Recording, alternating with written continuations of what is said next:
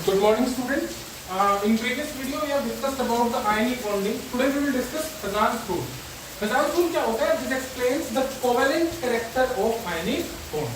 अब देखिए, हमने ionic bond को पढ़ा है कि इलेक्ट्रॉन completely transfer हो जाता है, लेकिन जो कटायन अपना इलेक्ट्रॉन ट्रांसफर करता है, तो अनायन को तो एक्सेप्ट कर लेना चाहिए और कटायन को उस इलेक्ट्रॉन को ट्रांसफर करने के बाद में ये हो जाना चाहिए कि मैंने इलेक्ट्रॉन दे दिया तो मुझे एक्सेप्ट कर लीजिए। लेकिन क्या होता है कि कटायन कुछ एक्सटेंट तक, मतलब कंप्लीटली नहीं, बट कुछ एक्सटेंट तक अपने इलेक्ट्रॉन को अट्रैक्ट करता है।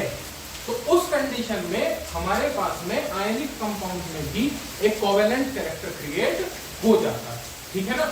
कोवेलेंट कैरेक्टर क्रिएट हो जाता है तो इसका मतलब शेयरिंग, क्योंकि कोवेलेंट कैरेक्टर किसकी वजह से आता है? इलेक्ट्रॉन की शेयरिंग की वजह से। दैट्स व्हाई इसको क्या कहते हैं? Covalent character of ionic bond. अब समझिए कि कैसे ऐसा होता है। देखिए, मान लेते हैं कि ये आपके पास में एक कटायन, क्लियर, और ये आपके पास एक अनायन, ठीक है। तो हमने पीरियोडिसिटी में एक बात आपको बताई थी कि कटायन का जो साइज होता है वो हमेशा अपने पेरेंट एटम से छोटा होता है, ठीक है। और जो अनायन का साइज होता है that is greater than it's parent atom. ऐसा क्यों होता है बेटा? ऐसा इसलिए होता है क्योंकि जब कटायन बन रहे होते हैं तो इलेक्ट्रॉन लूज हो जाता है। इलेक्ट्रॉन लूज होने की वजह से जो एक इलेक्ट्रॉन कम हुआ है बट प्रोटॉन सेम है, मतलब जो इफेक्टिव न्यूक्लियर चार्ज है वो सेम है, तो इसका मतलब इलेक्ट्रॉन कम होने की वजह से शेल को श्रिंक कर लेगा और साइज क्या हो जाएगा? छोटा।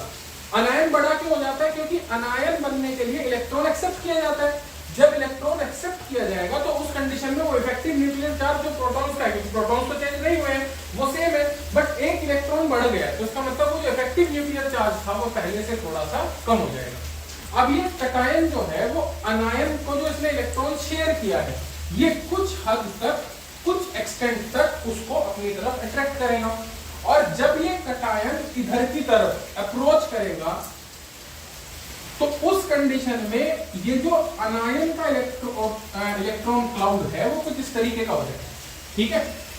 जिस भी पावर से ये इलेक्ट्रॉन को अपनी तरफ अट्रैक्ट करेगा उसको कहेंगे polarising power of cation.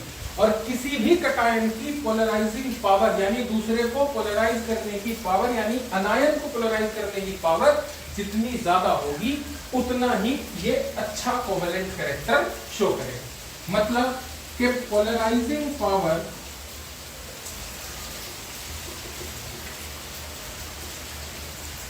Of cation, मतलब ये जितना भी अच्छा पोलराइज करेगा, इलेक्ट्रॉन को अपनी तरफ अट्रैक्ट करेगा, that is directly proportional to covalent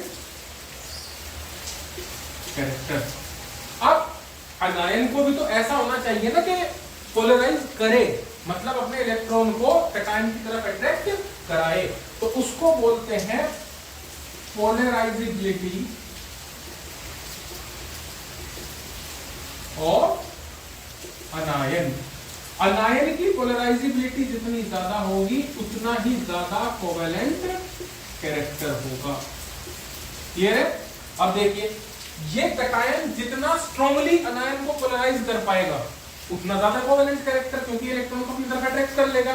और जितना पोलराइजिबिलिटी होगी अनायन की, मतलब अनायन जितना इजीली इसको इलेक्ट्रॉन अट्रैक्ट करने देगा उसी के अकॉर्डिंग हमारा कोवेलेंट कैरेक्टर इंक्रीज होता चला जाएगा, क्लियर है। अब देखिए हम किस तरीके से इस रूल को अप्लाई कर सकते हैं। आपको एक छोटी सी ट्रिक बता रहे हैं, उसी ट्रिक से आप बहुत सारे क्वेश्चन सोल्व कर सकते हैं, ठीक है। ट्रिक क्या? देखिए, मैं कुछ एक ट्रिक लिख रहा हूं, उसमें जो कैपिटल लेटर्स है उनका कुछ मतलब है, जो स्मॉल लेटर्स है उनका कोई मतलब नहीं है, वो सिर्फ एक कंप्लीट करने के लिए रखे गए हैं।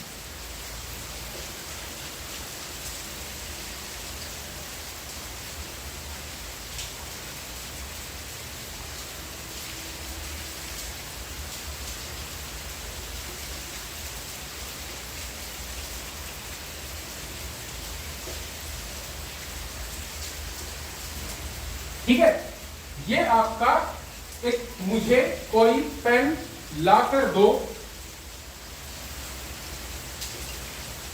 सही साफ। अब देखिए इसमें ये M और ये C, इसका क्या मतलब है? इसका मतलब है मोर चार्ज ऑन आयन, और इसमें दोनों कैटेगरी है, कटायन और प्लस अनायन। क्लियर? जितना ज्यादा कटायन या अनायन के ऊपर चार्ज होगा उतना कोवेलेंट कैरेक्टर किसी भी आयनिक बॉन्ड का ज्यादा होगा। कैसे? देखो बेटा, जब हम कटायन के ऊपर ज्यादा चार्ज की बात करेंगे तो ज्यादा इलेक्ट्रॉन्स बाहर गए but number of protons are same, मतलब जो इफेक्टिव न्यूक्लियर चार्ज है वो सेम है, तो साइज कम हो जाएगा। और हमने क्या बताया कि जितना साइज कम होगा उतनी पोलराइजिंग पावर बढ़ेगी, और पोलराइजिंग पावर बढ़ेगी that means covalent character increase होगा। तो आपको सबसे पहले क्या ध्यान रखना है कि कटायन या अनायन के ऊपर जितना ज्यादा चार्ज होगा किसी भी आयनिक कंपाउंड का कोवेलेंट कैरेक्टर उतना ज्यादा होगा। कैसे? अगर हम बात कर रहे हैं बेटा, एक कंपाउंड है हमारे पास में LiCl और दूसरा है BeCl2, ठीक है। अब अगर हम कहने लगे कि इन दोनों में कोवेलेंट कैरेक्टर किसका ज्यादा होगा, तो देखिए इसके ऊपर चार्ज है +1, इस पे -1, और इसके ऊपर चार्ज हो जाएगा +2, और ये 2 क्लोरीन है तो -1। तो देखो ज्यादा चार्ज कटायन के ऊपर, यहाँ पे है +1, यहाँ पे है +2, इसका मतलब इसका कोवेलेंट कैरेक्टर ज्यादा होगा, ठीक है। तो यहां पर मोर कोवेलेंट कैरेक्टर, यानी जो BeCl2 है इसका कोवेलेंट कैरेक्टर LiCl से ज्यादा। क्लियर है? फिर इस पे आ जाते हैं। ये कहता है आपको स्यूडो नोबेल गैस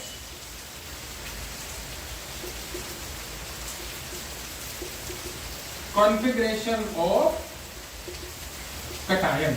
अब देखिए नोबेल गैस कॉन्फ़िगरेशन से आप सब लोग बहुत अच्छे तरीके से वाकिफ हैं। क्या है कि अगर किसी के आउटर मोस्ट शेल में 8 इलेक्ट्रॉन हो जाते हैं तो वो नोबेल गैस है, लेकिन अगर किसी के आउटर मोस्ट शेल में 18 इलेक्ट्रॉन हो जाते हैं तो उसको कहते हैं स्यूडो नोबेल गैस कॉन्फ़िगरेशन। यानी स्यूडो नोबेल गैस का कॉन्फ़िगरेशन अगर किसी कटायन का है तो वो ज्यादा कोवेलेंट होगा। क्लियर है? फॉर एग्जांपल हम बात कर लेते हैं KCl एंड CuCl, ठीक है। एक है KCl और दूसरा है CuCl। बेटा जब आप इसका इलेक्ट्रॉनिक कॉन्फ़िगरेशन लिखोगे तो इसका एटॉमिक नंबर है 19, ये हो जाएगा 1s2 2s2 2p6 3s2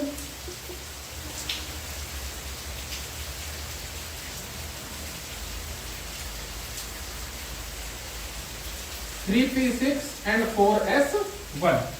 अब क्योंकि जब ये KCl आयनिक कंपाउंड की फॉर्म में होगा तो K+Cl-, तो उस सिचुएशन में ये वाली यहां से एक इलेक्ट्रॉन रिमूव हो जाएगा, यानी सिर्फ ये बचेगा। अब ये इसके आउटर मोस्ट शेल है, कितने इलेक्ट्रॉन्स हैं? 8। This is the configuration of noble gas. लेकिन हम क्या कह रहे हैं कि अगर स्यूडो नोबेल गैस कॉन्फ़िगरेशन आता है कैटायन का तो उसका कोवेलेंट कैरेक्टर ज्यादा होगा। अब देखिए हम इसके लिए लिखते हैं, कॉपर के लिए, तो ये हो गया 1s2 2s2 2p6 3s2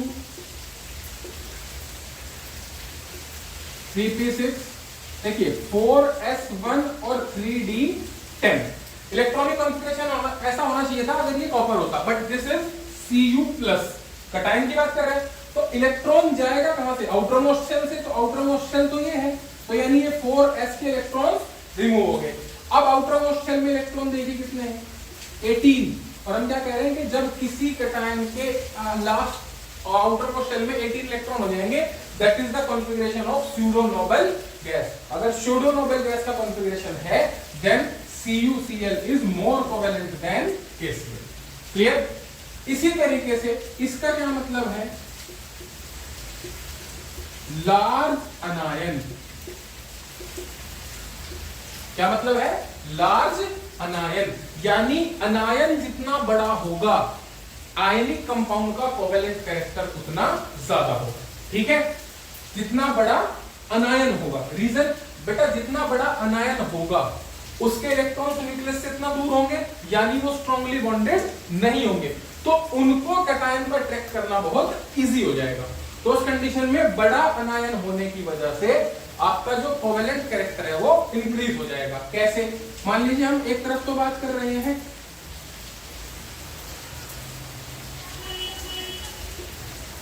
NaFp और एक तरफ हम कह रहे हैं NaCl। अब इन दोनों के अंदर कटायन तो सेम है बट अनायन अलग अलग है एंड फ्लोरीन का साइज क्लोरीन के साइज से कम है। और ये क्या कह रहा है? लार्ज अनायन, यानी अगर अनायन बड़ा है तो कोवेलेंट कैरेक्टर ज्यादा है। इसका मतलब NaCl का जो कोवेलेंट कैरेक्टर होगा that is more than NaF। Clear? अब आ जाते हैं ये, इसका मतलब है कटायन स्मॉल, यानी कटायन का साइज जितना छोटा होगा उसकी पोलराइजिंग पावर उतनी ज्यादा होगी। रीजन? जितना छोटा साइज न्यूक्लियस का जो चार्ज लगेगा वो उतना ज्यादा इफेक्टिव। इसका मतलब कटायन जितना छोटा होगा उतना ही कोवेलेंट कैरेक्टर ज्यादा होगा। मतलब हम ये कह सकते हैं कि NaCl एंड KCl। अब NaCl और KCl में छोटे साइज का कौन है? देखिए यहाँ पे अनायंस तो सेम हो गए बट NaCl और KCl के अंदर जो ये सोडियम है इसका साइज पोटेशियम के साइज से कम होगा, आयन का, है ना। पोटेशियम NaCl के अंदर जो सोडियम है उसका साइज कम होगा, पोटेशियम का साइज बड़ा होगा आयन से। तो इसका मतलब ज्यादा कोवेलेंट कैरेक्टर किसका होगा? NaCl का। क्लियर है? तो जो फेजान रूल है वो आपको क्या एक्सप्लेन करता है? Covalent character of ionic compound. I hope कि आप लोगों को ये समझ आ गया होगा। इस ट्रिक से आप लोग बहुत अच्छे से याद कर सकते हैं। तो अगर आपको नोट करना है तो आप स्क्रीनशॉट ले सकते हैं। बाकी हम नेक्स्ट वीडियो में आपको कोवेलेंट कैरेक्टर स्टार्ट करेंगे। Thank you and have a nice day.